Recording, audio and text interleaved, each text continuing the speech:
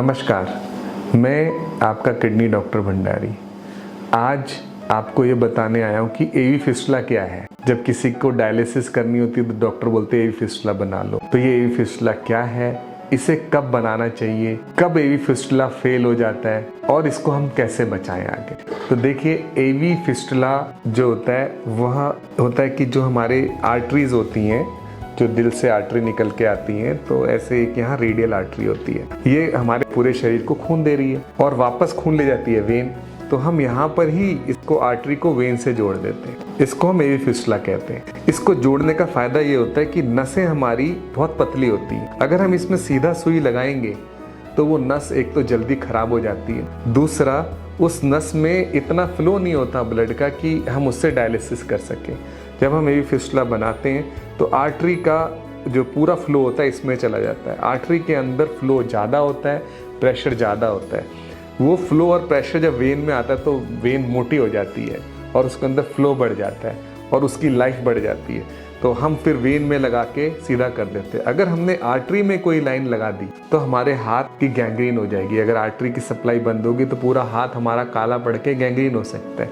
तो हम वेन में लगाते हैं। तो ये जो प्रक्रिया है जिसमें हम आर्टरी को वेन से जोड़ के वेन को आर्टरी जैसा बना देते हैं, इसको हम एवी फिस्टुला कहते हैं। एवी फिस्टुला को हम लोग life line of dialysis patient कहते हैं। इसको लाइफ लाइन क्यों कहते हैं? क्योंकि भाई अगर किसी को डायलिसिस की जरूरत है तो डायलिसिस की प्रक्रिया में शरीर से ब्लड लिया जाता है। ब्लड लेने का जो फ्लो है वो एडिक्वेट फ्लो तब कहा जाता है जब 300 ml पर मिनट हम तेजी से उसको निकाल पा रहे हैं, 1 मिनट में 300 ml, और इसी रेट से उसे वापस भेजते हैं। अब पतली नलियों से तो हम नहीं निकाल सकते 300 ml, उसके लिए हमारे को मोटी नली चाहिए होती है। इसीलिए आपने देखा होगा कि जब भी डायलिसिस करते हैं तो मोटी मोटी नलियां लगती हैं। अब एवी फिस्टुला भी एक तरह से मोटी नली ही है हमारी। एवी फिस्टुला के अंदर खास बात ये होती है कि अगर हम दूसरी जो एक्सेस हैं जैसे कि कैथेटर डालना या परमाकैथ डालना या पीडी कैथेटर डालना, ये सब एक फॉरेन बॉडी है, ये बाहर की चीज़ है। तो बाहर की जो बॉडी होती है उसको शरीर उससे लड़ता है हमेशा और उसमें इन्फ्लेमेशन होता है जिससे क्लॉट हो सकता है, वो खून बंद हो सकता है। दूसरा, उसके अंदर इन्फेक्शन हो सकता है। तो हमारा एवी फिस्टुला के अंदर इन्फेक्शन होने का खतरा सबसे कम होता है, क्लॉटिंग का खतरा कम होता है। तो एवी फिस्टुला लंबे समय तक चलता है, बाकी एक्सेस जो भी हैं वो कम समय तक चलती हैं। तो एवी फिस्टुला हमारे लिए डायलिसिस मरीजों के लिए इसलिए ज़रूरी है। अब एवी फिस्टुला जब हम बनाते हैं तो हमें किन बातों का ध्यान रखना चाहिए?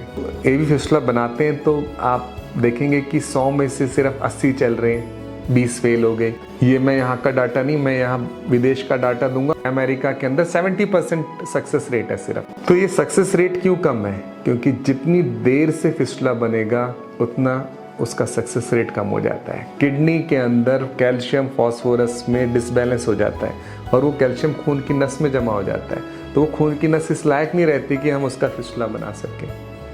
दूसरा, एज ज़्यादा हो जाती है तो नस कमज़ोर हो जाती है। अगर हम कमज़ोर चीज़ पे कोई काम करेंगे तो वो सफल नहीं होगा।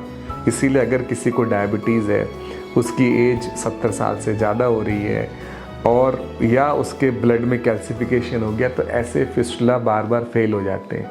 फिर फिस्टुला बनाने के बाद जब वेन फैलती है तो वेन जब वो चौड़ी होती है तो उसे बाहर की तरफ चौड़ा होना होता है। कई बार प्रेशर इतना ज़्यादा होता है कि वो अंदर की तरफ चौड़ी हो जाती है और हमारा फिस्टुला कुछ दिन चलने के बाद बंद हो जाता है। फिस्टुला बनाने के बाद हमें इस चीज़ का ध्यान रखना चाहिए, जो भी ट्रीटिंग टीम है, कि भाई फिस्टुला सही से चलता रहे, उसमें थ्रिल आती रहे, उसमें आवाज़ आती रहे। और अगर उसके अंदर फिस्टुला के अंदर आवाज़ कम हो रही है और उसमें पल्स आने लगी, हमें फील होने लगे ढप ढप ढप, तो इसका मतलब ऊपर कहीं ब्लॉकेज है।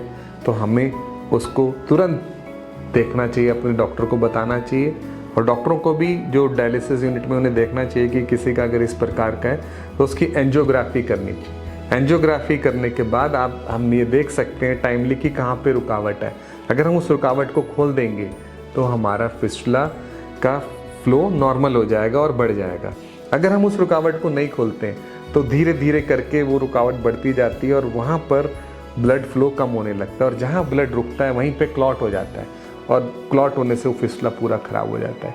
फिर या तो हमें नया फिस्टुला बनाना पड़ता है अब कितनी जगह नया फिस्टुला बनाएंगे, इसके बाद हम यहाँ बना सकते हैं और ज़्यादा जगह नहीं होती है, हम सिर्फ रेडियोसेफेलिक, ब्रेकियोसेफेलिक और 1-2 जगह बना सकते हैं। और फिर आपका अगर सब जगह क्लॉट हो गया तो फिर कहाँ से जी सकते हैं, फिर तो लाइफ लाइन हमारी ख़त्म हो जाएगी।